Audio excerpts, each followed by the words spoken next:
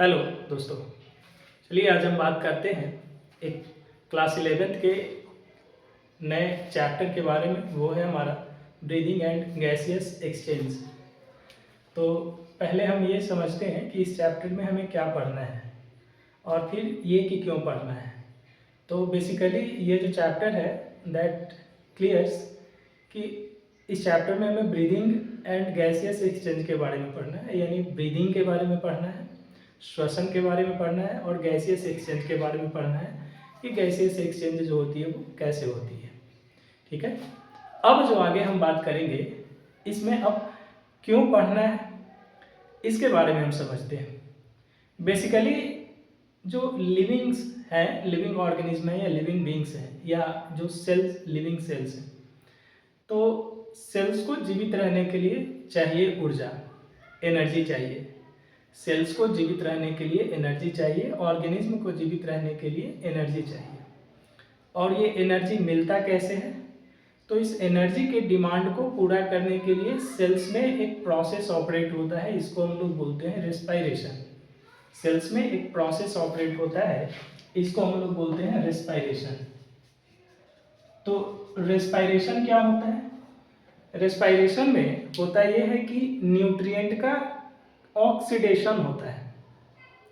Nutrient का या जो फूड होते हैं या न्यूट्रिएंट्स होते हैं उनके ऑक्सीडेशन होता है, न्यूट्रिएंट्स का ऑक्सीडेशन होता है और ऑक्सीडेशन के बाद इस न्यूट्रिएंट से एनर्जी रिलीज होता है, इस न्यूट्रिएंट से एनर्जी रिलीज होता है। तो हम कह सकते हैं कि रेस्पायरेशन में क्या होता है? ब्रेकडाउन होता है of nutrients and energy is released. Energy जो होती है वो रिलीज होती है। इस प्रोसेस को हम लोग बोलते हैं रेस्पायरेशन, सीधे शब्दों में हम बात करें तो। और इस रेस्पायरेशन को आपने डिटेल में पढ़ रखा है दूसरे चैप्टर के बारे में, या हम बात करेंगे आगे सेल्यूलर रेस्पायरेशन के बारे में, तो हम बात करेंगे इस चैप्टर के बारे में, इस रेस्पायरेशन के बारे में डिटेल। अभी के लिए जो हमारे लिए इम्पॉर्टेंट है वो ये है कि जो रेस्पायरेशन है, इस रेस्पायरेशन में होता है केमिकल ब्रेकडाउन न्यूट्रिएंट्स का और उससे एनर्जी का रिलीज होता है। लेकिन केमिकल ब्रेकडाउन के दौरान अगर कहीं पे किसी गैस की, जैसे ऑक्सीजन की जरूरत है या नहीं है ना, तो नॉर्मली क्या होता है कि जो प्रोकैरियोट्स या बहुत सारे ऐसे प्रोकैरियोट्स या प्रोकैरियोटिक सेल्स हैं जिनको इस प्रोसेस के लिए, रेस्पायरेशन के लिए गैस का, ऑक्सीजन का जरूरत नहीं पड़ता है, वैसे सेल्स को हम लोग बोलते हैं एनारोबिक सेल्स। यानी कि ऑक्सीजन का जरूरत नहीं है तो हम बोलते हैं एनारोबिक सेल्स। लेकिन बहुत सारे ऐसे मेजॉरिटी ऑफ सेल्स हैं इंक्लूडिंग प्रोकैरियोट्स एंड यूकैरियोट्स जहां पे इस रेस्पायरेशन को एक्सेलरेट करने के लिए ऑक्सीजन की जरूरत पड़ी, तो इस प्रोसेस को हम बोलते हैं एरोबिक रेस्पायरेशन। यानी कि एनर्जी का रिलीज हो रहा है न्यूट्रिएंट के ब्रेकडाउन के दौरान और वो बिना ऑक्सीजन के हो रहा है, एनारोबिक। अगर ऑक्सीजन की जरूरत है, एरोबिक, है ना, बिना ऑक्सीजन के हो रहा है एनारोबिक। अगर ऑक्सीजन के प्रेजेंस में हो रहा है, ऑक्सीजन जो है इस प्रोसेस को एक्सेलरेट कर रहा है, तो हम इसको बोलते हैं एरोबिक रेस्पायरेशन। ठीक है, तो उसके आधार पे हम रेस्पायरेशन को बात करते हैं कि ये दो टाइप में डिवाइड होगा। एक होता है एनारोबिक, एक होता है एरोबिक। अच्छा, मेजॉरिटी ऑफ ऑर्गेनिज्म जो होते हैं, अगर हम ह्यूमन बीइंग की बात करें या पूरे एनिमल किंगडम की बात करें, केवल हम इसी पे कन्फाइंड होंगे कि जो एनिमल किंगडम से मेजॉरिटी ऑफ एनिमल्स जो होते हैं वहाँ पे आपको ऑक्सीजन की जरूरत पड़ती है, रेस्पायरेशन के लिए ऑक्सीजन की जरूरत पड़ती है। ह्यूमन बीइंग्स जो है वो, majority of cells human beings के वो एरोबिक रेस्पायरेशन परफॉर्म करते हैं। कुछ सेल्स एक्सेप्शन में होते हैं, जैसे रेटिनल सेल्स होते हैं, वो क्या करते हैं, एनारोबिकली रेस्पायर करते हैं, है ना। तो अगर एनारोबिक रेस्पिरेशन है, ऑक्सीजन का जरूरत नहीं पड़ेगा, एटीपी का प्रोडक्शन होगा। एरोबिक रेस्पिरेशन में ऑक्सीजन का जरूरत पड़ेगा, एटीपी का भी प्रोडक्शन होगा। इन दोनों में मेजर फर्क जो होता है वो ये होता है कि एनारोबिक रेस्पिरेशन जो होता है वो एक फास्ट प्रोसेस होता है, फास्ट प्रोसेस होता है, लेकिन less number of ATP release होता है ना। एटीपी का नंबर जो होता है वो लेस होता है, जबकि ये स्लो प्रोसेस होगा और एटीपी जो होगा वो नंबर वाइज बहुत ज्यादा रिलीज होता है इन कंपैरिजन टू एरोबिक। ये एनारोबिक, तो एरोबिक के पास ये एडवांटेज है, एरोबिक सेल्स के पास ये एडवांटेज होता है कि अगर same amount same quantity of nutrient का ऑक्सीडेशन हो रहा है एनारोबिक रेस्पिरेशन में, एरोबिक रेस्पिरेशन में, तो यहाँ पे जो इफिशियंसी होगी यानी एनर्जी प्रोडक्शन होगा वो एरोबिक्स में ज़्यादा होगा इन कंपैरिजन टू एनारोबिक। बस ये मेजर डिफरेंस है। और हमारे जो सेल्स है, ह्यूमन बीइंग्स के जो सेल्स हैं वो इसी तरह से इवॉल्व ही हैं। बेसिकली ह्यूमन बीइंग्स के जो सेल्स हैं या हमारे अंदर जो सेल्स हैं, हमारे जो सेल्स हैं वो एरोबिक सेल्स हैं मोस्टली, और ये इस तरह से इवॉल्व है कि एरोबिक रेस्पिरेशन परफॉर्म करेंगे, स्लो प्रोसेस होगा, ज़्यादा एनर्जी रिलीज होगा। तो ये चीज़ें जो है हम डिटेल में पढ़े रेस्पिरेशन में, लेकिन एक स्केच जरूरी था कि आखिर हमें ये जरूरत क्यों है ऑक्सीजन की। तो हमें as a whole organism oxygen की इसलिए जरूरत है कि ऑक्सीजन की इसलिए जरूरत है क्योंकि जो हमारे सेल्स हैं, majority of cells, most of cells जो है वो एनर्जी प्रोडक्शन करने के लिए ऑक्सीजन को कंज्यूम करते हैं, ऑक्सीजन को यूटिलाइज करते हैं, और इस ऑक्सीजन के यूटिलाइजेशन के बाद एटीपी का प्रोडक्शन होता है, एनर्जी का प्रोडक्शन होता है, एटीपी का प्रोडक्शन होता है, और इस प्रोसेस के लिए ऑक्सीजन जरूरत है। और ऑक्सीजन की जो डिमांड की फुलफिलमेंट होती है, ऑक्सीजन की डिमांड की फुलफिलमेंट होती है, ये फुलफिलमेंट जो होती है वो ब्रीदिंग के द्वारा होती है। तो this is the connecting link कि how respiration and breathing is connected with each other. इस चैप्टर, इस जो रेस्पिरेशन फेनोमेनन है कि कैसे ऑक्सीजन यूज होता है रेस्पिरेशन में और कैसे न्यूट्रिएंट से एटीपी का जनरेशन होता है ऑक्सीजन को कंज्यूम करके, that will know in another chapter respiration. But अभी हम इसको कनेक्ट कर रहे हैं कि ये जो होगा, जो ऑक्सीजन का जरूरत क्यों पड़ता है, that is why this is the concern. तो ब्रीदिंग फेनोमेनन, इसके बाद आती है इस ऑक्सीजन की डिमांड को पूरी करने की, या जो ऑक्सीजन का एक्सचेंज। अब हमारे लिए जो ऑक्सीजन का रिजर्वायर है वो क्या है, ह्यूमन बीइंग्स के लिए ऑक्सीजन का रिजर्वायर क्या है, ऑक्सीजन कहाँ से मिलेगी हमें, तो ऑक्सीजन जो है वो हमें एटमॉस्फेयर से मिलती है ना। इसके लिए हमारे शरीर में इस ऑक्सीजन को एक्सचेंज करने के लिए डेडिकेटेड सिस्टम है, जिसको हम लोग रेस्पिरेटरी सिस्टम बोलते हैं, जिसको हम लोग रेस्पिरेटरी सिस्टम बोलते हैं। ये हमारा जो सिस्टम है अन्य एनिमल के सिस्टम से अलग है, और हर एक एनिमल्स में basically lower to advance mammals, ये जो ऑक्सीजन या गैस के डिमांड को फुलफिल करने की, ऑक्सीजन के डिमांड को फुलफिल करने की जो मशीनरी है वो अलग अलग है। इसको हम लोग पढ़ेंगे इसमें। तो अब इसके बाद आती है ब्रीदिंग। अब जो इसके बाद आती है वो आती है ब्रीदिंग, है ना, रेस्पिरेशन के बाद। तो नेक्स्ट पॉइंट जो है वो हमारी है ब्रीदिंग के बारे में, और अब जो हम बात करेंगे ब्रीदिंग के बारे में। तो दोस्तों ब्रीदिंग क्या होता है, ब्रीदिंग जो है वो मैकेनिज्म है that helps in gaseous exchange between atmosphere and body, है ना। तो इसको हम बोल सकते हैं कि द फेनोमेनन ऑफ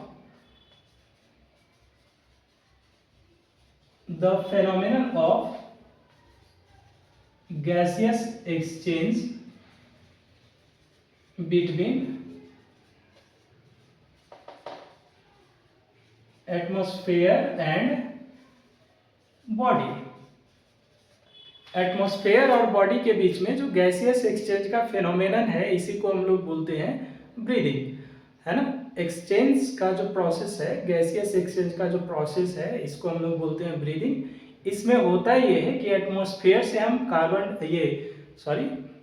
एटमॉस्फेयर से हम ऑक्सीजन लेते हैं, एटमॉस्फेयर से हम ऑक्सीजन लेते हैं और फिर जो है इस प्रोसेस को, ऑक्सीजन को यूज करने के बाद कार्बन डाइऑक्साइड को एक्सपेल करते हैं, रिलीज करते हैं। तो ये जो प्रोसेस होता है, एक तो होता है ऑक्सीजन इनटेक या आप बोल सकते हैं इनहेल, जिसमें हम लोग क्या करते हैं, इसको हम लोग बोलते हैं ब्रीथ इन, जिसमें एटमॉस्फेयर से हमने क्या किया, ऑक्सीजन ले, जबकि ऑक्सीजन एक्सेल भी कह सकते हो, एक्सपेल भी कह सकते हो, जिसमें हम लोग क्या करते हैं, इस प्रोसेस को हम लोग बोलते हैं ब्रीथ आउट। ठीक है, तो ब्रीदिंग का जो प्रोसेस है, इसमें हम लोग जो है ऑक्सीजन लिया और यहाँ पे कार्बन डाइऑक्साइड को रिलीज करने का जो प्रोसेस होगा, कार्बन डाइऑक्साइड को रिलीज करने का जो प्रोसेस होगा, एक्सेल होगा या ब्रीथ आउट होगा। इसको हम ऐसे समझे कि ये जो हो गया हमारा बॉडी हो गया, ये एटमॉस्फेयर हो गया, ठीक है, और एटमॉस्फेयर से ऑक्सीजन आ रहा है, इस प्रोसेस को हम लोग बोलेंगे ब्रीथ इन। बॉडी से एटमॉस्फेयर में हमने क्या किया, CO2 रिलीज किया, ये हो गया ब्रीथ आउट। तो ये एक जो है ब्रीदिंग प्रोसेस है। जो हमारा डिस्कशन है, जो इस चैप्टर का जो फोकस है, वो इस चीज पे टिका हुआ है कि जो बॉडी से कार्बन डाइऑक्साइड रिलीज हो रहा है एटमॉस्फेयर में, एटमॉस्फेयर से ऑक्सीजन जो है वो बॉडी में पहुंच रहा है, तो ऑक्सीजन से कार्बन डाइऑक्साइड की जो यात्रा है, ऑक्सीजन से कार्बन डाइऑक्साइड की यात्रा है, इस ऑक्सीजन को सेल्स तक पहुंचाया गया, बॉडी तक पहुंचाया गया, बॉडी के हर एक सेल्स तक पहुंचाया गया और सेल से कार्बन डाइऑक्साइड रिलीज हुआ। तो हमें मेनली हमें पढ़ना है कि इस ऑक्सीजन का जो ट्रांसपोर्ट होता है वो कैसे होता है, और कार्बन डाइऑक्साइड का जो ट्रांसपोर्ट होता है, एक्सचेंज होता है, वो कैसे होता है। हमारा मेन फोकस जो है वो यहाँ पे इस चीज पे टिका हुआ है, जो गोल है हमारा वो इस चीज पे टिका हुआ है कि जो एक्सचेंज हो रहा है बेसिकली ऑक्सीजन एंड CO2 का कैसे हो रहा है। हमारा गोल इसी चीज पे है कि एक्सचेंज जो हो रहा है वो ऑक्सीजन और CO2 का हमारे शरीर में ट्रांसपोर्ट और एक्सचेंज कैसे हो रहा है, that is our main goal.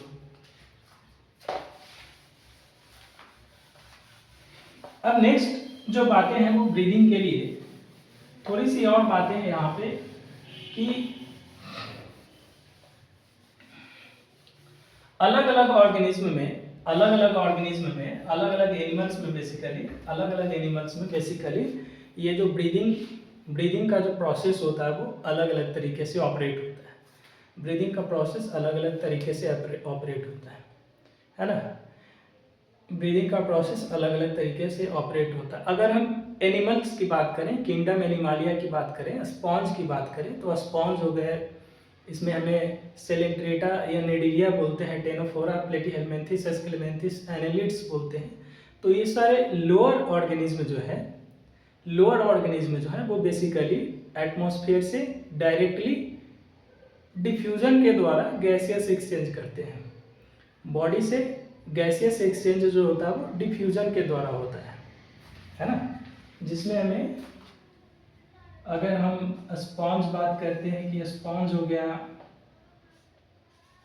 Coelenterata हो गया,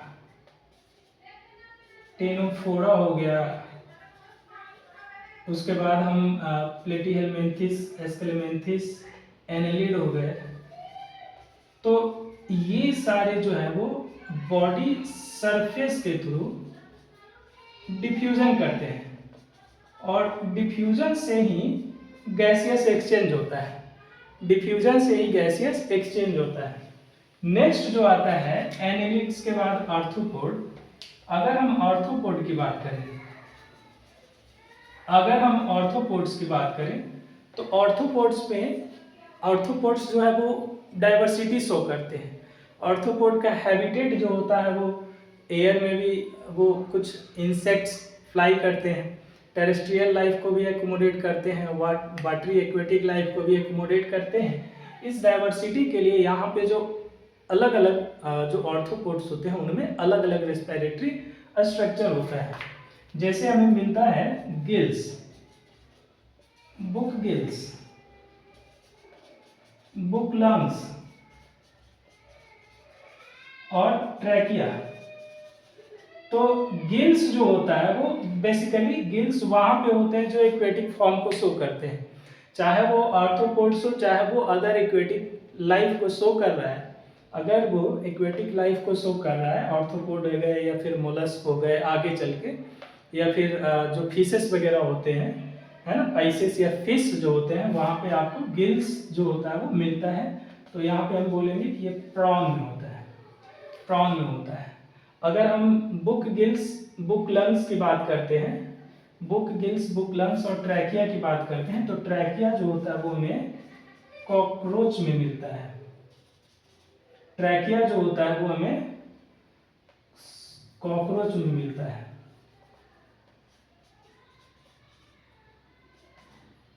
बुक लंग्स जो होता है, अगर हम बुक लंग्स की बात करें तो बुक लंग्स जो होता है वो हमें स्पाइडर में मिलता है। और अगर बुक गिल्स की बात करें तो बुक गिल्स जो होता है वो हमें वो इसको क्या बोलते हैं,